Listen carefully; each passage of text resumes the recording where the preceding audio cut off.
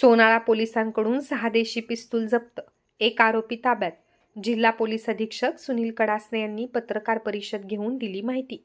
जिल्ह्याला लागून असलेल्या मध्य प्रदेश राज्याचे सीमेवरील संग्रामपूर तालुक्यातील सोनाळा, तामगाव, जळगाव, जामोद हद्दीतील ग्राम दुनकी परिसरात देशी बनावटीचे पिस्टल, काडतुसे वगैरेची खरेदी विक्री होत असल्याची माहिती बुलढाणा पोलिसांना मिळाली होती. त्या अनुषंगाने सोनाळा पोलीस ठाण्याअंतर्गत काल 23 फेब्रुवारीच्या रात्री टुनकी येथील केदार नदीच्या पुलावर एका जणाला 6 देशी कट्ट्यांसह पोलिसांनी रंगेहात पकडले. टुनकी परिसरात घातक हत्यारांची तस्करी होत असल्याची गोपनीय माहिती पोलिसांना प्राप्त झाली होती. त्या माहितीच्या आधारे टुनकी येथे ही कारवाई करण्यात आली.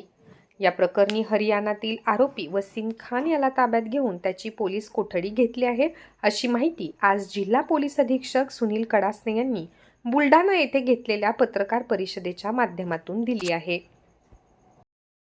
आरोपींनी फक्त एवढं सांगितलं आहे की त्याला पाठवलं गेलेलं आहे आणि वेपन्स त्याला न्यायचे आहेत परत. आता हा तपासाचा भाग आहे, इतक्या लवकर रिव्हील करणं योग्य वाटत नाही. त्या संदर्भात कारवाई सुरू आहे.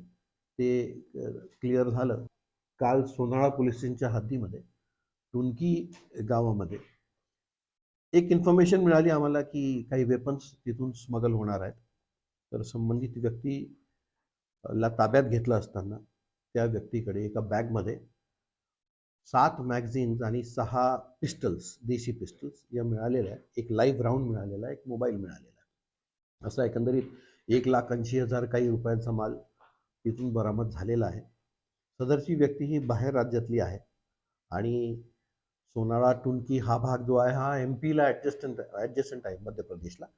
तर काही वेपन्स तिथे बनवून त्या भागामधून वेपन्स आपल्या एरियामध्ये येतात, कारण की तिथून जवळ भुसावळ किंवा अकोला किंवा हायवे आहे, नॅशनल हायवे आग्रा रोड, तिथून ट्रान्सपोर्टेशनसाठी या गोष्टी कदाचित सोयीस्कर पडत असतील, म्हणून इथून अशा प्रकारचा हा व्यवहार होत असल्याचं लक्षात आलेलं आहे. यापूर्वी देखील पोलिसांनी जळगाव, जामोद, तामगाव, संग्रामपूर आणि सोनाळा भागामधून अनेकदा वेपन्स सीज केलेले आहेत, केसेस केलेल्या आहेत आणि होऊ शकते की याचा वापर इलेक्शन्स आहेत, काही क्रिमिनल गँग्ज आहेत देशभरामध्ये, त्याच्यानंतर अजून एखाद्या कारवाईला इफेक्ट देण्यासाठी, अंजाम देण्यासाठी याचा वापर करण्याची शक्यता असावी किंवा व्यापार म्हणून विकण्याचं त्यांचं प्लॅनिंग असावं.